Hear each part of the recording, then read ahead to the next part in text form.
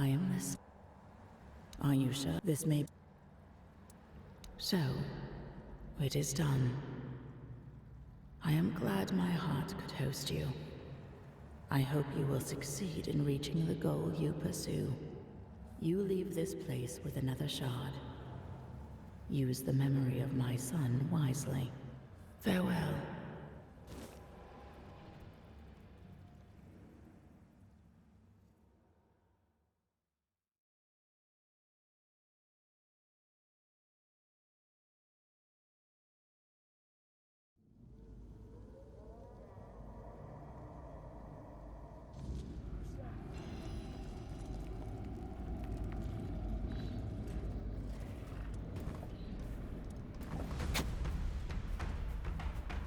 I've taken down bigger foes.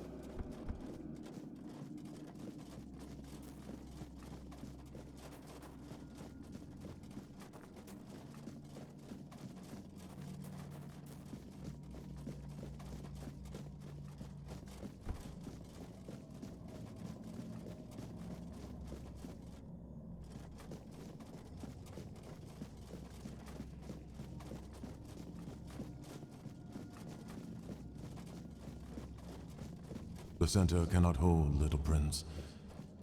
The fall, it is already here. Step further, and see for yourself.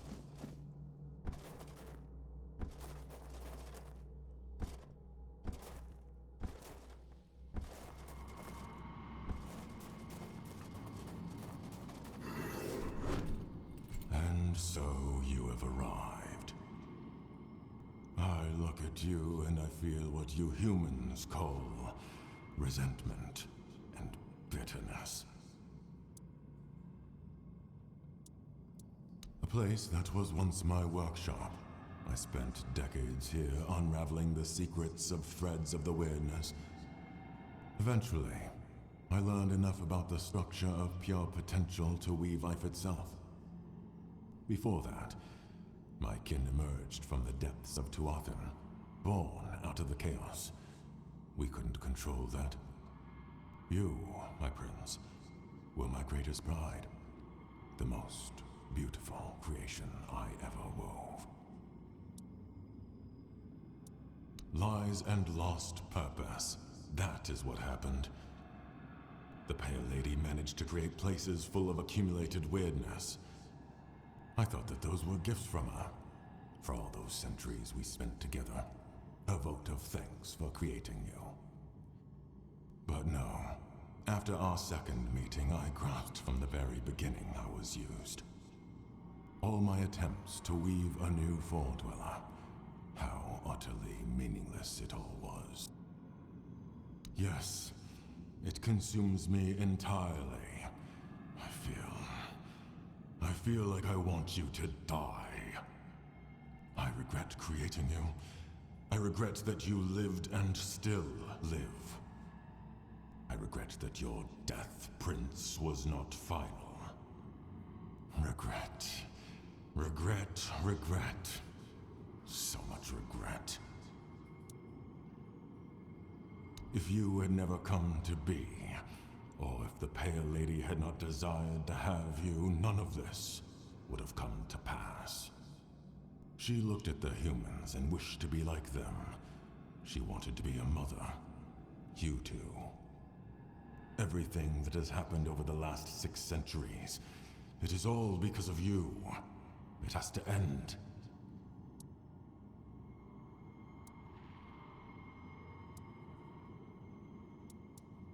Your body, your soul, both were bent to carry more than one life, and you chose to keep living. You took it all upon yourself, accepted the burden and claimed the responsibility. Those who carry within yourself have had too great an influence on this world, and you'll be held accountable alongside them. This ends here and now. I'm deeply sorry it has come to this.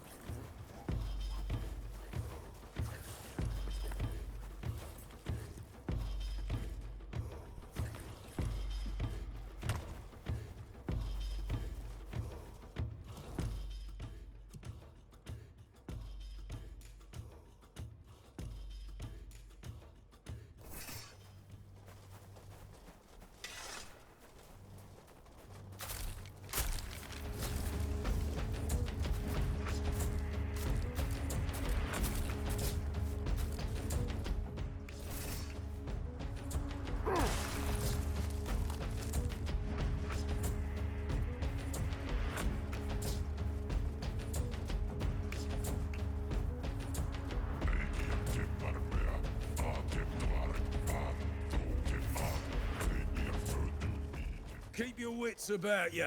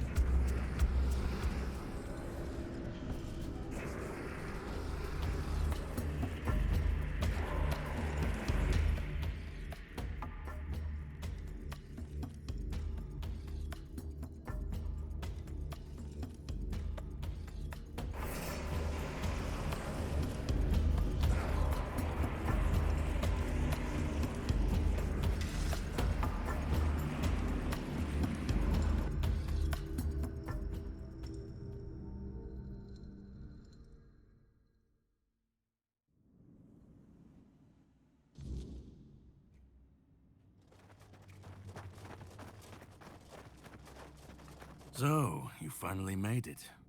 Took you long enough. I hope you're ready, because this is it. The beginning of the end. Ready to finish your journey, of course. You've come far, but every path ends somewhere. Yours ends here, in the heart of it all.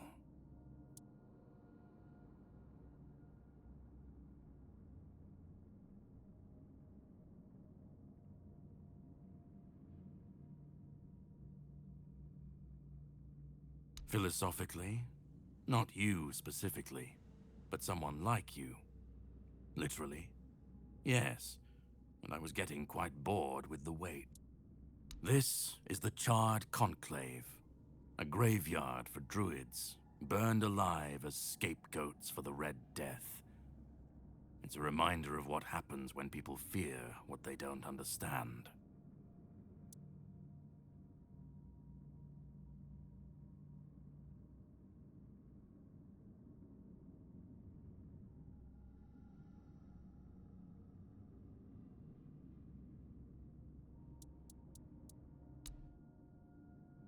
They spoke out. They should have stayed silent, kept to their herbs and potions, but they didn't. They believed their ancient knowledge, ugly and painful truths from times long past, could save Avalon from the plague. And maybe they were right. But people don't want the truth when it's covered in blood.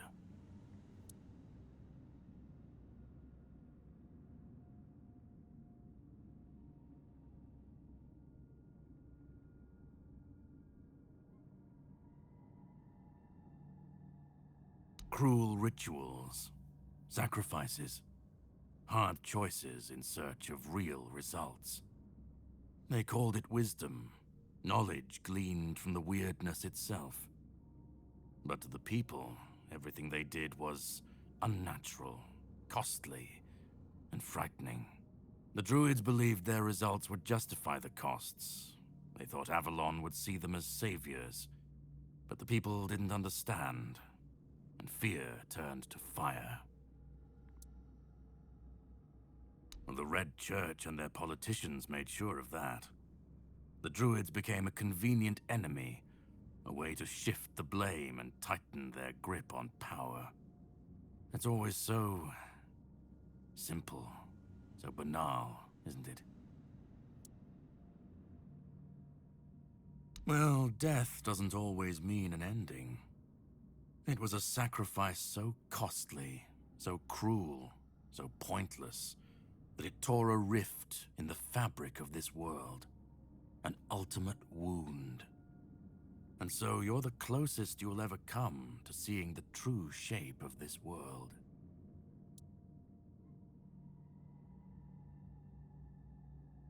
To greet you. I was once where you are now. A knight with questions, searching for answers. That search led me to this place.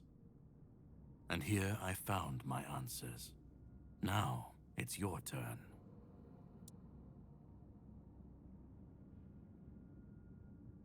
Well, first, you're going to meet my former employer. We don't see eye to eye anymore, but we both realize that our collaboration yields results, as shown by you being here. He'll try to sugarcoat the hard truths I've been telling you from the beginning, spin them differently. Never mind. Why waste time here talking about it when you're just a step from the end? It's best if you just go forth and see for yourself. Just remember, this is the point of no return. Once you've stepped through, there's no going back. But if you've come this far, I suppose you already knew that. Go on. He's waiting for you.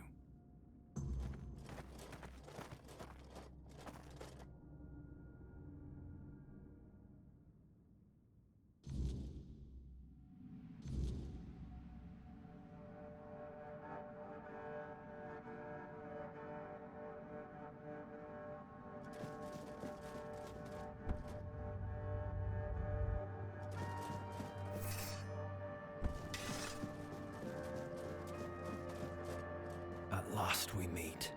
I've heard much about you. Your choices, your determination.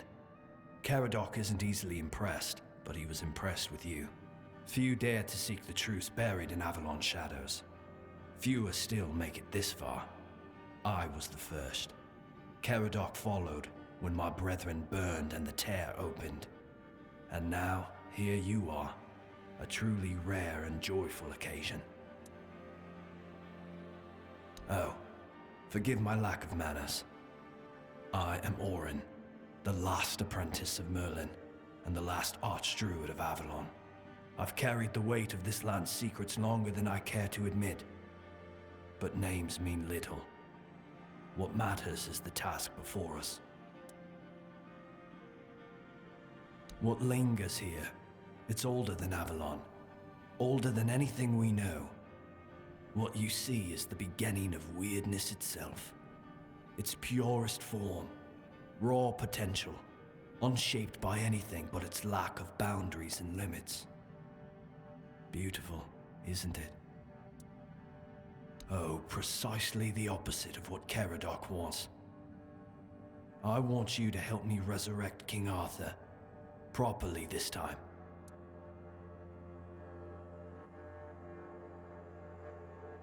Ridiculous, I know. But yes, that's what it boils down to. At some point, we stopped seeing eye to eye and chose different paths. Ultimately, though, both our paths led to you. Yes, please let me explain. By the end of his life, Arthur became obsessed with his legacy. He left mementos, artifacts that embodied the virtues he wanted Avalon to preserve. Excalibur, a symbol of loyalty and sacrifice. The crown of Pendragon, a beacon of courage and resilience. The shield of Polymedes, wisdom and independence. But Merlin and the others didn't believe that would be enough. The memory of war and the fragility of peace was still too fresh. So they acted. When the king died, his soul wasn't allowed to move on. It was shattered, bound to those artifacts. A clever solution, but ultimately flawed. I tried, and I found his humanity. It's here, bound, kept safe. But the Four Dwellers aspects was left to drift, untethered between worlds. Finding it needed more than magic. It needed someone like you. The horrors you endured on that island gave you something no one else has. You can move through the weirdness, touch it, and return whole. That's why you found the King's soul, bound it to yourself, and came back.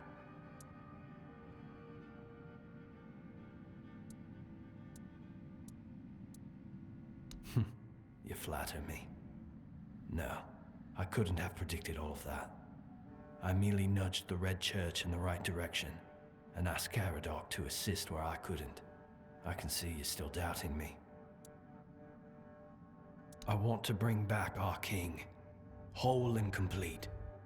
I want him to lead again and safeguard Avalon's future.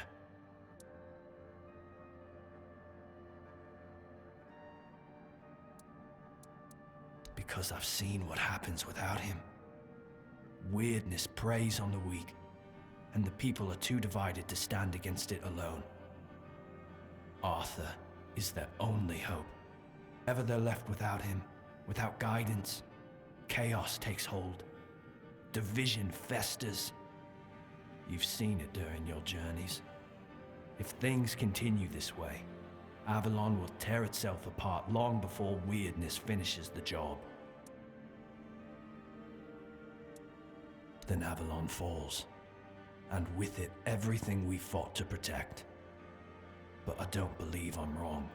Help me bring the king back, whole and complete. That's all I ask of you. Now you need to go further. I made my case. Please keep in mind what I told you. This is the only way for Avalon to survive.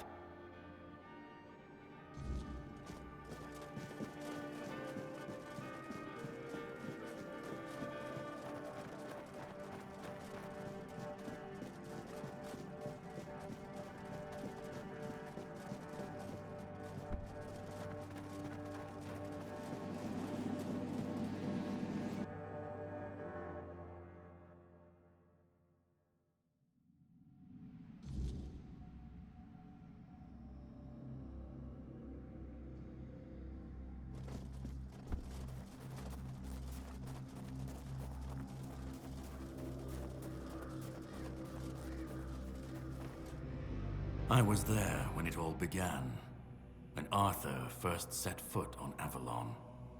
I was a knight in his army. We believed in him, in his dream, in his kingdom. And for a while, it was glorious. Every battle felt like a step closer to peace. Every sacrifice justified by the dream we shared. But then came the cost. The war crimes, the impossible decisions, the massacres, slaughters, and irrational cruelty. We turned from knights into butchers, all because his dream demanded it of us. At first I told myself it was necessary, that it was the price of building something great. But the longer it went on, the harder it was to believe.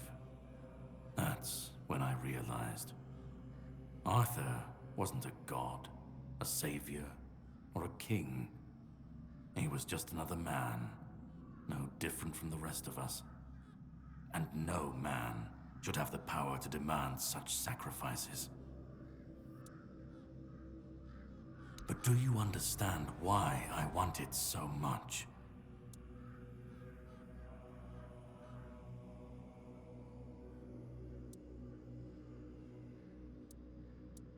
I'd like to believe that after 600 years I've moved past pettiness. You need to understand that people thought, and still think, that he was more than human. But he wasn't. He made mistakes, just like any man. And the cost of those mistakes was always paid for by others. I've seen what happens when people cling to kings and myths. They wait, they follow. They waste their lives on promises that never meant anything. But that's not my problem. I'm not here to fix Avalon or to free anyone. What comes after doesn't matter. Let it all burn. Let it rot. Let it rebuild. I won't be here to see it.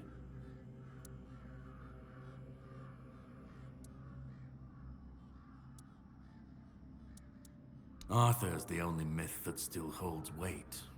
And when he's gone, the rest will rot with him. A puppet king, another empty throne, none of it will last. Maybe they'll keep pretending for a while. Maybe they won't.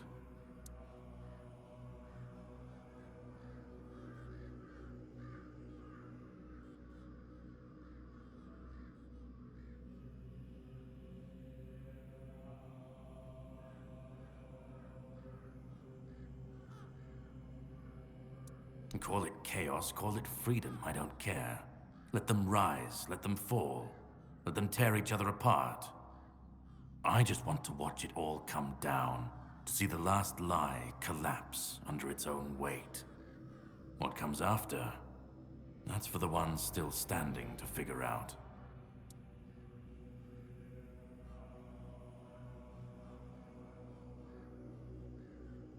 Let them stand, let them fall. It's not my concern. If the weirdness takes them, so be it. At least it won't be another king's failure. Another lie propping up a dying world. It'll just be what it is. Then let it. If this world can't stand without a dead king propping it up, maybe it deserves to fall. I've lived longer than any man should. Seen more than anyone should ever bear. And I've waited centuries for this moment, this chance, to end it all, to end him.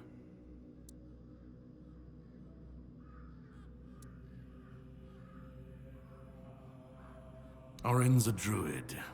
That's what they do. They believe. They believe in myths, in symbols, and some of them believe in saving Avalon. I don't believe it's my decision to make. Not Orin's, not Arthur's, not mine. I've watched this cycle turn too many times.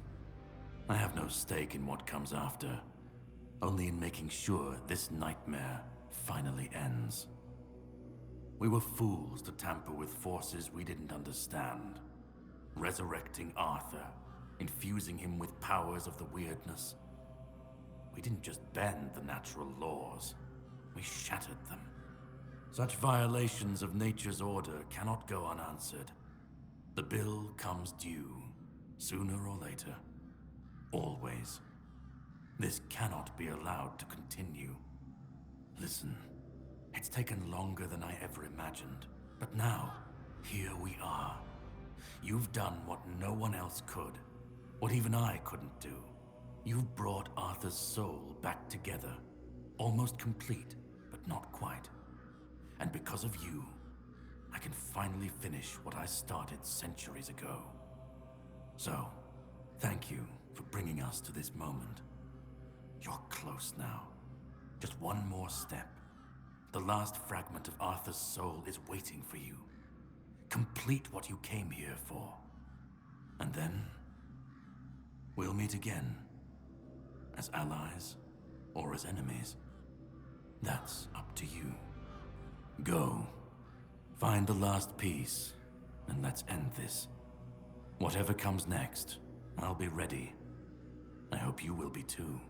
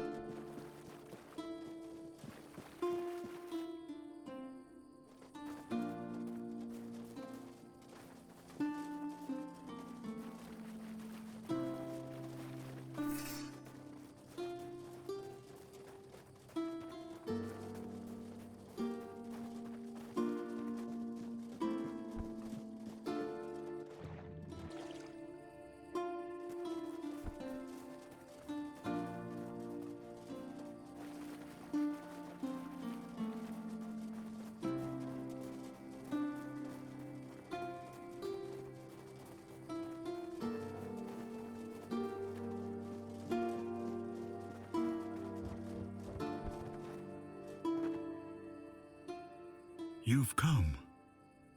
The one who carries what's left of me. Please, don't come any closer. Don't force me to think about coming back again. Just let me finally die. Because I've had enough.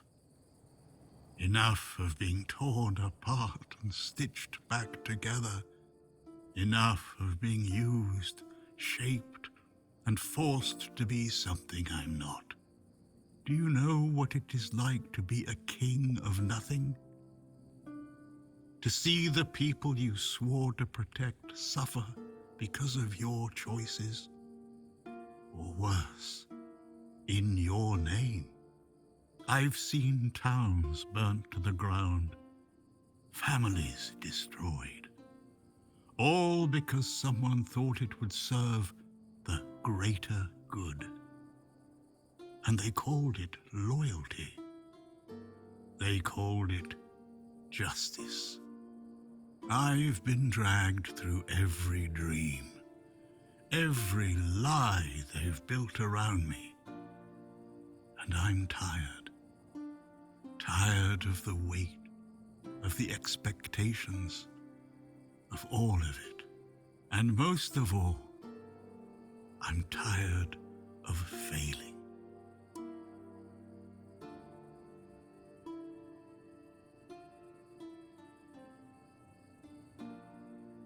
Orin wants a king, not me. He doesn't see the broken man behind the myth. He sees a symbol, a weapon to wield against the weirdness. But symbols aren't people. They're empty. And the more they're used, the more they hollow out the one who carries them. That's all I've ever been to Orin and the Druids. Do you know what it's like to be a weapon? To be forged, sharpened, and thrown at every problem?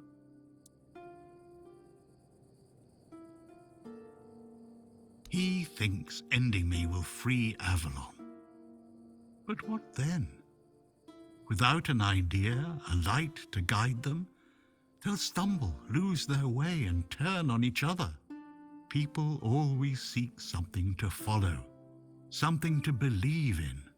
Take that away, and they'll tear each other apart trying to find it. Or worse, build something even crueler in its place.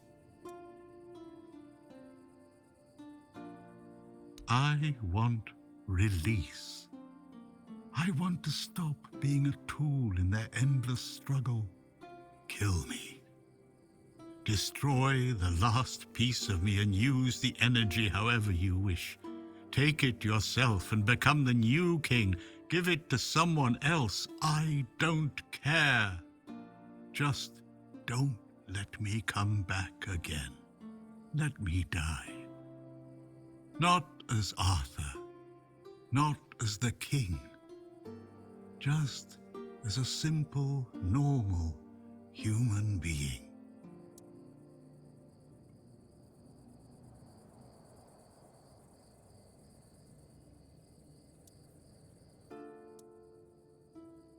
Another way?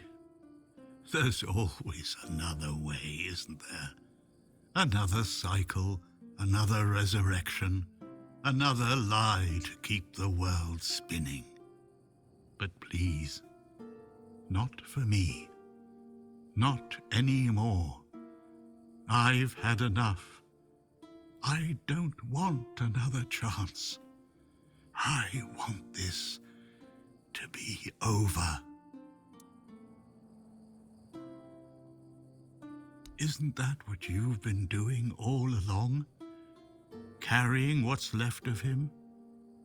You've already taken up the humanity I was meant to represent. Doesn't that prove Arthur doesn't need me anymore? I don't care.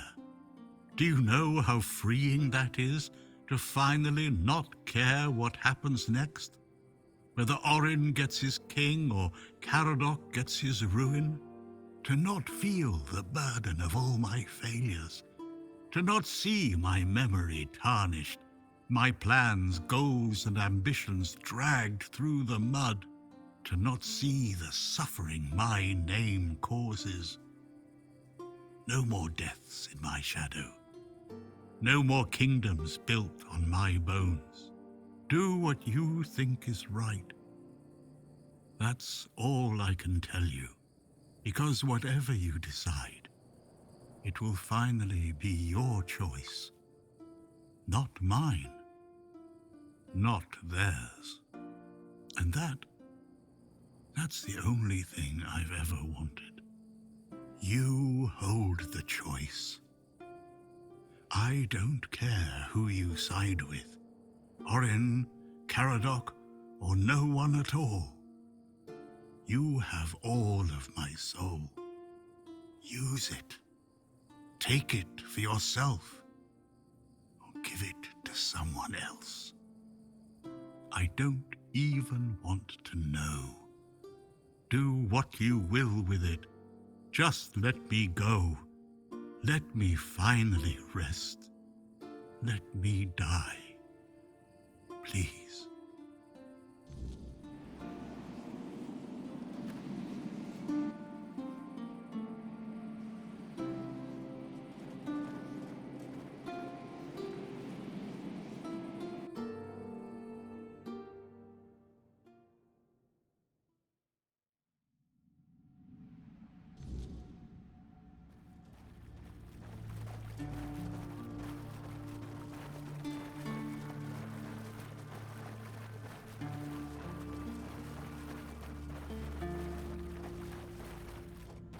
Help me bring the king back, whole and complete. That's all I ask of you. Now you need to go further. I made my case. Please keep in mind what I told you. This is the only way for Avalon to survive.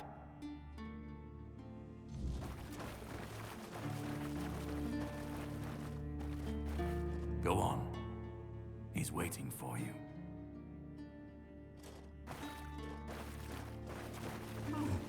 Hello there. Let me go. Let me finally rest.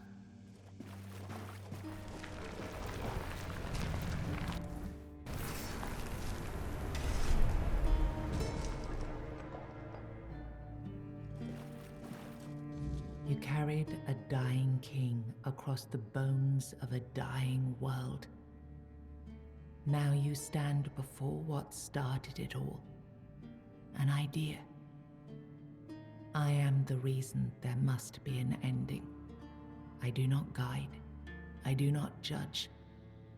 I exist so that something can be chosen. I do not offer meaning. I require that one be made. You have brought all things to their conclusion. Now, decide what must remain. Choose, and let the shape of the world follow.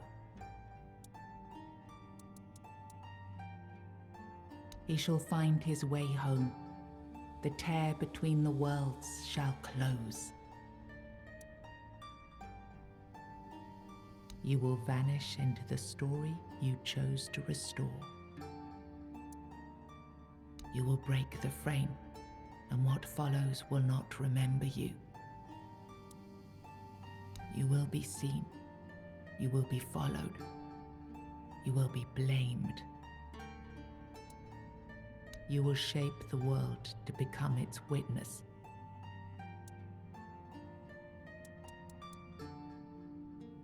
Then the prince will ascend and return to his mother. The heart shall cease its bleeding. Through his ascension, the weirdness will be tamed.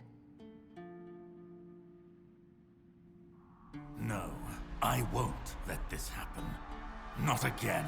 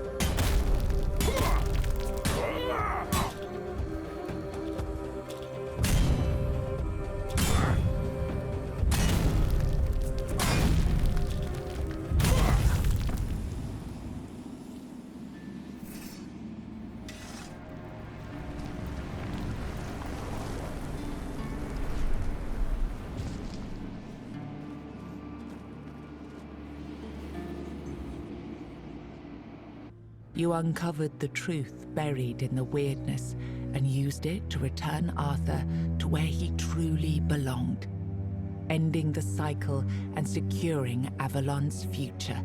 The Four-Dweller Mother's heart, no longer bleeding, sealed the wound in the world, and with it, ended the Red Death that had stolen so many lives.